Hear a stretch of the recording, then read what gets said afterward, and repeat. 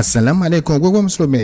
ẹ̀yin ọmọ àdàbíyà gbogbo ẹ̀yin olólùfẹ́ alájà àgbà ẹ̀yin dànà. Adabiyyatun abadiyyatun min shaykhina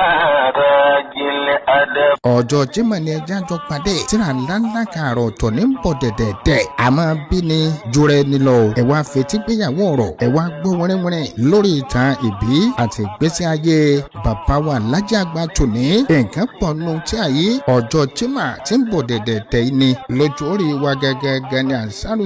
primary school lókè kéré nílùú Ìlọrin ẹ máa bọ̀ wá pàdé bàbá wa national missioner of ANSARU Church of Nigeria ibi tí wọ́n ti máa gbé wá sí kalẹ̀ gẹ́gẹ́ bí ìṣe àfàwà Lukman Muhammad Bello Salahuddin Atẹ́rẹ́ Al-Adabi ẹlọ́bẹ̀ gègé lọ́wọ́ aago 4:00 ní kẹ́ ti déjòkó yatasharrafu ittihad khirij al-mahad al-adabiyya tata ri'ayati fadilati Sheikh Abdul Qadir Muhammad Kamaluddin Habibullah al-Adabi Khalifatul Adabiyyin bid'awatikum ila haflati tadshini kitab ash-sha'ir wa nadiru fi tarjamati hayati Sheikh Abdul Qadir Khalifatul Adabiyyin Aidad Lukman Muhammad Bello Salahuddin Atẹ́rẹ́ Al-Adabi. Ìfilọ́lẹ̀ tí aláǹlayọ̀ wáyé ń jọ Jímọ̀ alájà àgbà tòní ẹni Lukman Atẹ́rẹ́ fi porí ẹgbẹ́ gbogbo àwọn ọmọ akẹ́kọ̀ọ́ jáde láwọn ilé ẹ̀kọ́ tó jẹ́ ti àdàbíyà jákèjádò ayé ẹni ń pè yín o